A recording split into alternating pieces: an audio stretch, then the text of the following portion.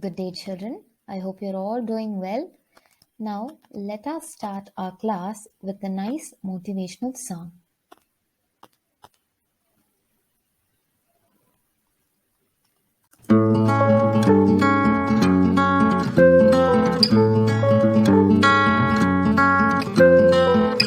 Let's meet Jonah, who told the people what God wanted him to say. God told Jonah to go to Nineveh, but he went the other way. Jonah got on a boat and sailed into the sea. God sent a big storm while Jonah was sleeping.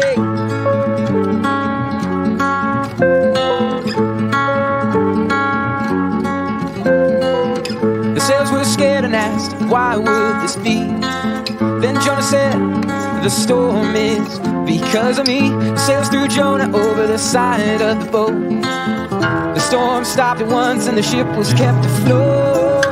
Jonah was swallowed by a great big fish. He was in its belly going swish, swish, swish. The fish swam along for 3 days and nights. Jonah said he was sorry and that he would make it right. So God ordered the fish to spit Jonah out. And Jonah told the people what God was all about. When the people of Nineveh heard what he had to say, they stopped doing bad things and changed their wicked ways. God saved the people of Nineveh from a really bad fate. Jonah learned to obey God and what it was like to be fish bait. Today, we are going to see a poem named Sea Fever. Yes? Now, let us learn about the poem. Sea Fever is a lyric poem composed by a British poet named John Edward Masefield. Sea Fever was first published in 1902. The poem is regarded as one of the best poems depicting wanderlust and irresistible call of nature. Wanderlust. What do you understand when you hear the word wanderlust? You probably would have heard this word often because in this generation, a lot of people use this phrase. Yes, wanderlust is a strong desire to wander or travel and explore the world. Do you children like to travel and wander and see new places in the world? Yes, we all like to travel, right? We all like to travel and see new wonderful things in the world. Let us see about the poet.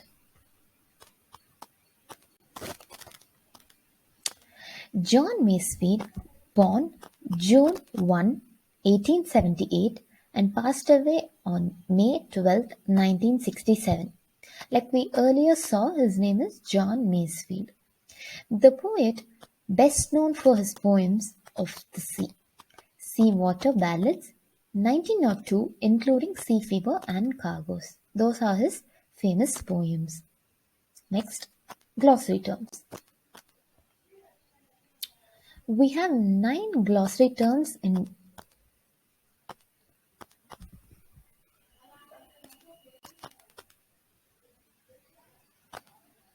Now let us see our glossary terms. We have 9 glossaries in total. Now let us see each of them in detail with a good example. First one, star to stare. Star to stare means the North Star is the pole which tells the sailor where north is, and thus they can steer the ship correctly.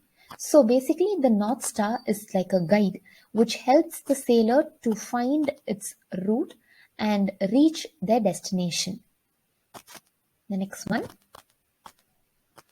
Okay, about this. If you want to know some fun fact about North Star, is that North Star is 2,500 times brighter than our own star, that is the sun. So the reason why North Star is not that bright from Earth is because it's far away from our Earth. Okay, did you see that man throw a paper into that bin? Yes, he threw the paper. Okay, this is past tense.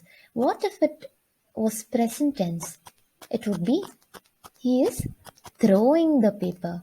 Yes, so the word flung means threw. Spun, yes, froth or sea foam. Have you seen this when you've gone to the beach? We all would have seen and played with it also, right? Yes. Next slide. Seagulls. Seagulls are nothing but seabirds.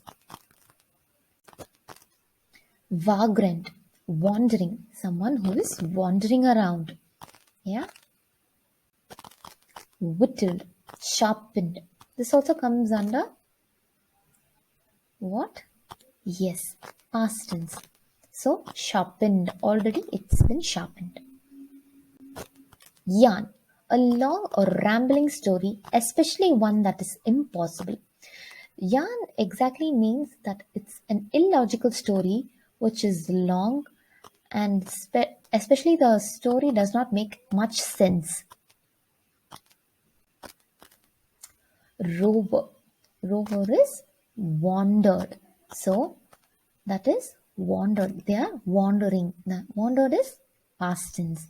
Wandering is present tense. Yes. The last glossary term is trick.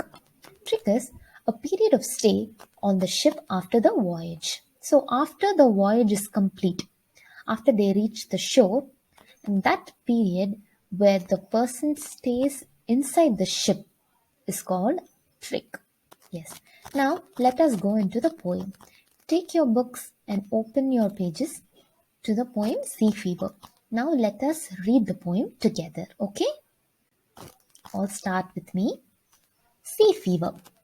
I must go down to the seas again, to the lonely sea and the sky.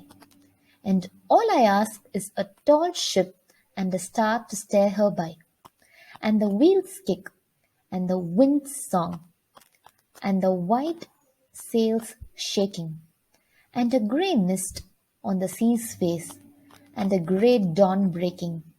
I must go down to the seas again, for the call of the running tide is a wild call and a clear call that may not be denied. And all I ask is a windy day, with the white clouds flying, and the flung spray, and the blown spum, and the seagulls crying. I must go down to the seas again, to the vagrant gypsy life, to the gull's way, and the whale's way, where the wind's like the whittled knife.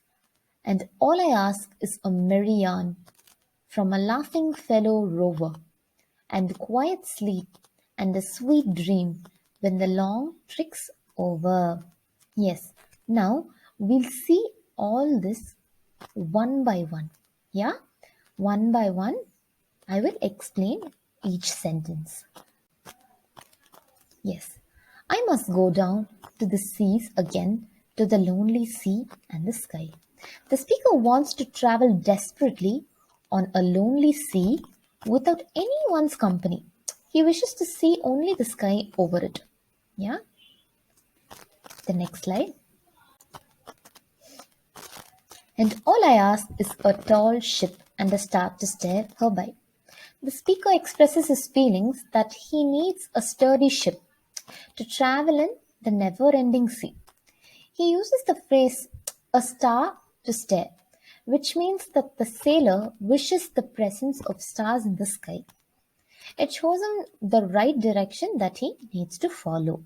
Yes, do you remember the North Star? That's what he's talking about. Yes. And the wheels kick and the wind's song and the white sails shaking.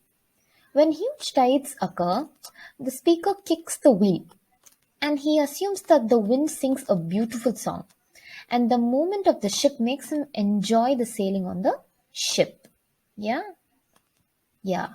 Okay. And a grey mist on the sea's face and a grey dawn breaking. He intends to enjoy the early morning mist that rises from the sea along with grey dawn breaking on his adventure. I must go down to the sea again, for the call of the running tide. The line "I must go down to the sea again" is repeated 3 times in the poem if you notice. When we read, did you notice that? Very good, children. It says that the speaker spent most of his time traveling in the sea. He can hear a continuous call from the sea. Since he's very emotionally attached to the sea, he feels that the sea is calling him continuously. Next line. It's a wild call and a clear call that may not be denied. Yeah, as I said, the call is a kind of emotional bonding between the sea and the speaker.